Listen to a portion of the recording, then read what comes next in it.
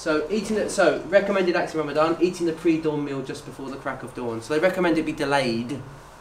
So it's like basically they say it's a time, if my memory serves me correct, about 50 sort of ikhlas is. It's about 20 minutes, I think.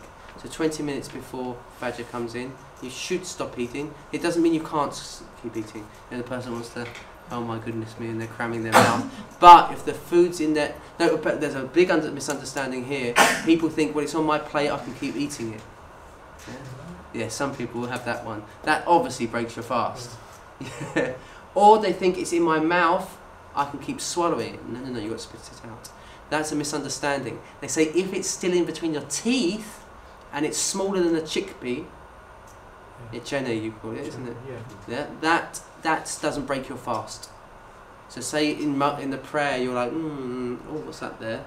As long as it's smaller than a chickpea, it won't break your prayer or your fast. Sure.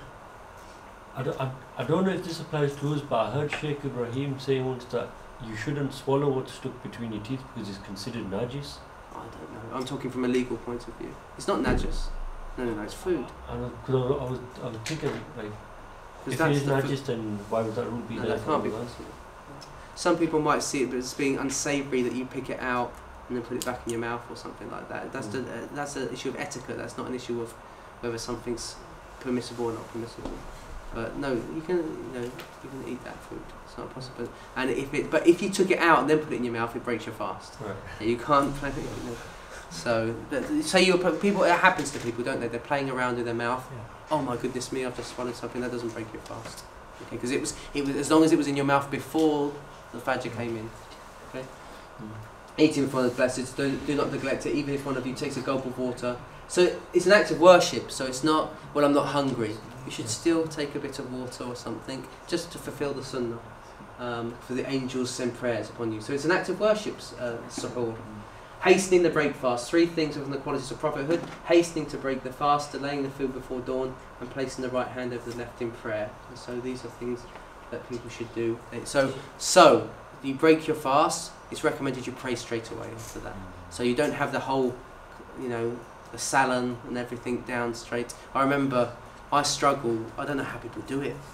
I struggle to eat a heavy meal straight away. I don't know about you, but one day I was at a friend's house and they put down all these food dishes and we're sitting before Maghrib.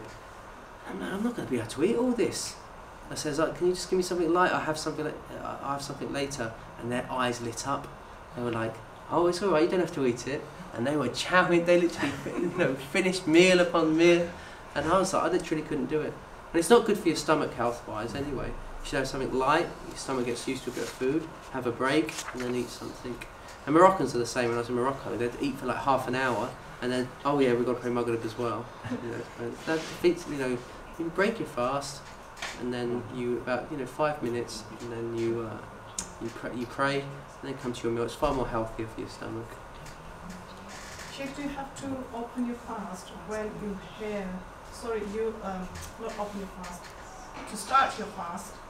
On the first words of Allah when it starts. Well, it's not about the adhan, it's about the time's in.